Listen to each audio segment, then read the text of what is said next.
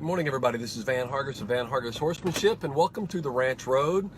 It's just a little brief thing we're going to do is drive over to the ranch from the house and work a little bit with the horses. And here's kind of a really cool question we got a couple of days ago, actually, in regard to me still wearing a straw hat of all things. Nice hat, they said, but why are you still wearing a straw hat? It's after Labor Day.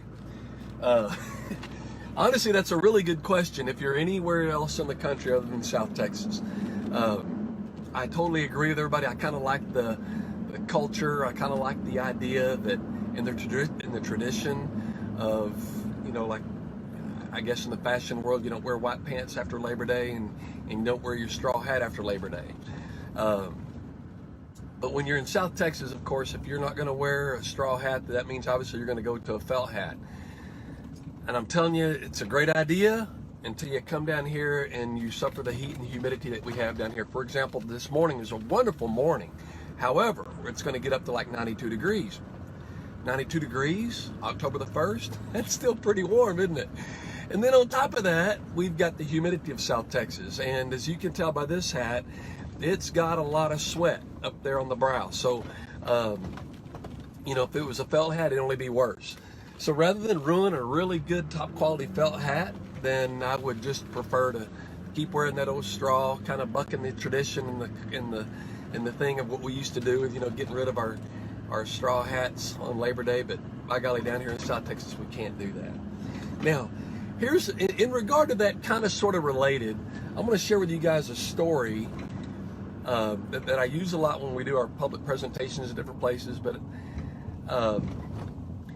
there was this little girl that was in the kitchen with her mama, and they were making a Christmas dinner. And the little girl said something to her mom, says, "Mom, why are you cutting the ends off the Christmas ham?" And the mom says, "I don't know. We've just always done that. But your grandmother's here. She taught me. Let's ask her." So they asked the grandma, say, "Hey, Grandma, why are we cutting the ends off the Christmas ham?" And the grandma says, "We've just always done that. But your great-grandmother taught me, and thank goodness she's here for Christmas, so let's ask her." So the little girl goes in there and asks the great-grandma, say, "Hey, great-grandma, why do we cut the ends off the Christmas ham?" And the great-grandmother looked at her and patted her little hand and said, "Well, sweetie, when your great-granddaddy and I got married, we didn't have enough money to buy a pan big enough for our ham. So we had to cut the ends off the Christmas ham to make it fit into the pan that we had." You see, and after a while, the funny thing about that is that just kind of got passed down as tradition, didn't it?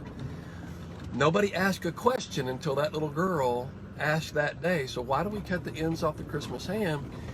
And she had always done it because everybody else had always done that, which is not necessarily a bad thing, but sometimes it pays to question the logic of what we used to do.